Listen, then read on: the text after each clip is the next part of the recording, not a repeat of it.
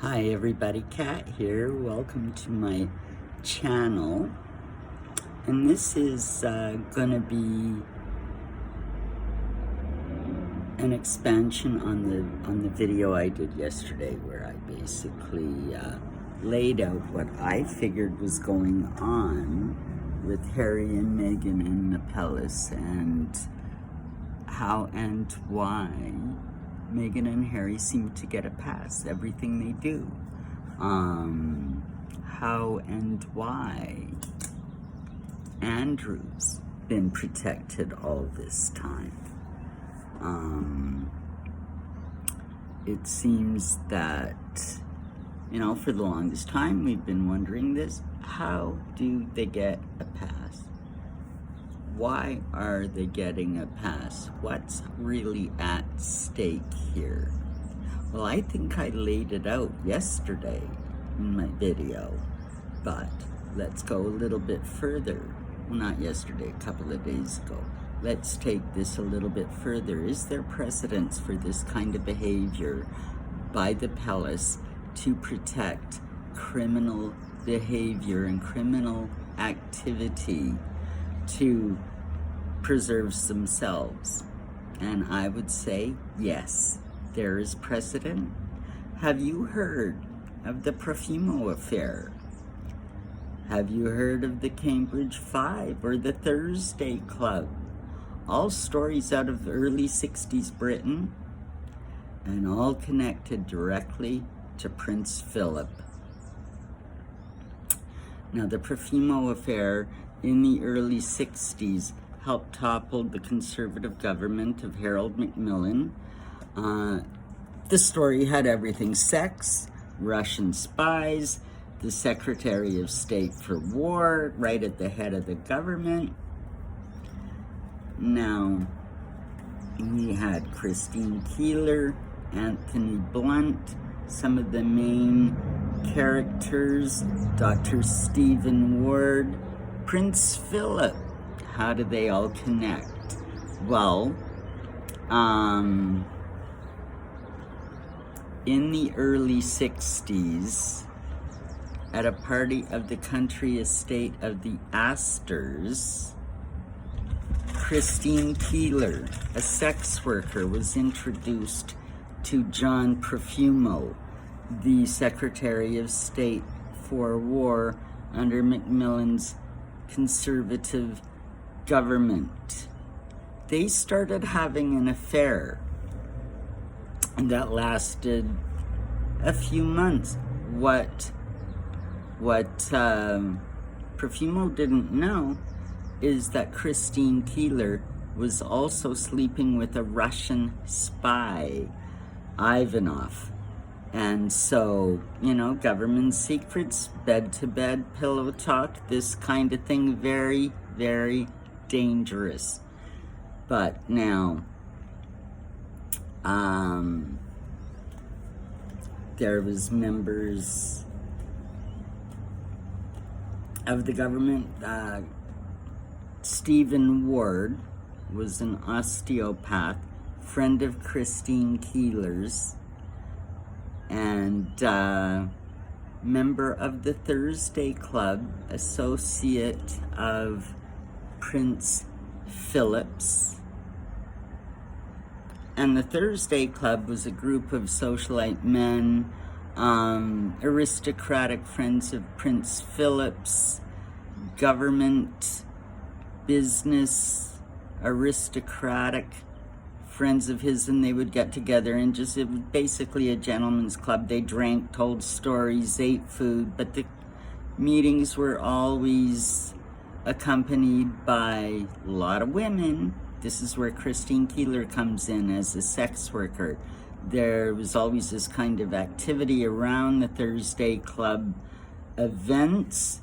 The Thursday Club had some pretty interesting members.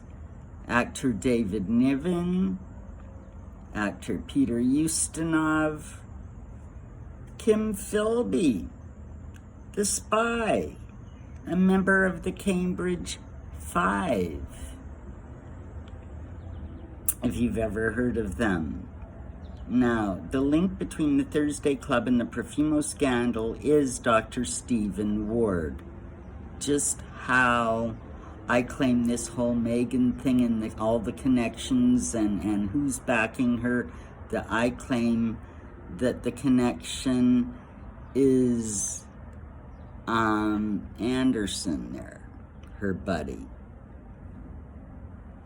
So, this is Stephen Ward. Now, he was the go-between between Christine Keeler and John Profumo.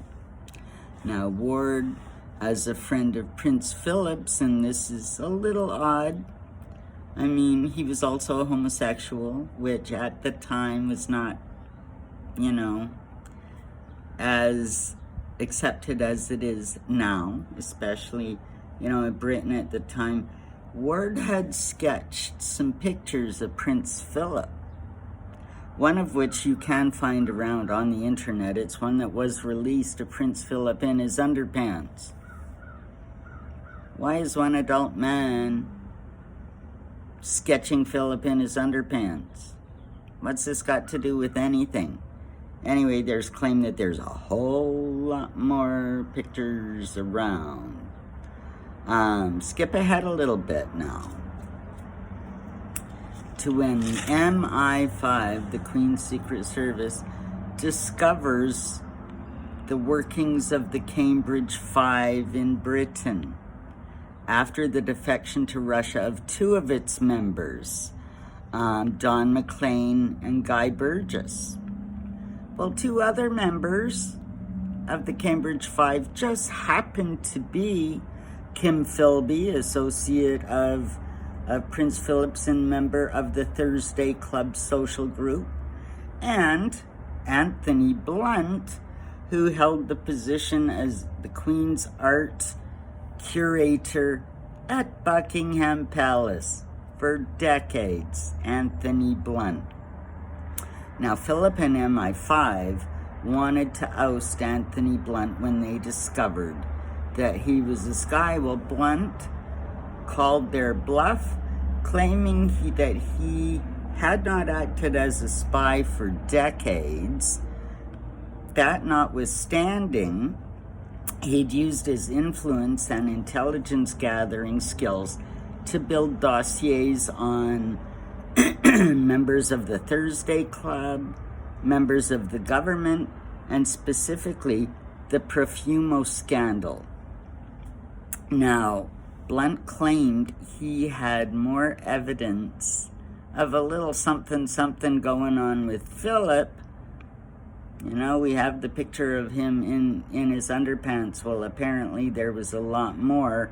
At least this is what Blunt countered with.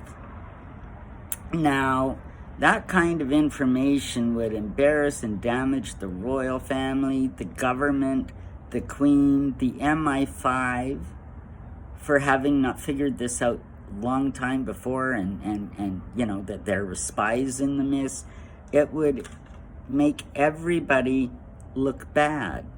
And so in order to protect Philip and the monarchy and the government, Anthony Blunt was able to remain in the shadows, maintained his position at the palace until he retired.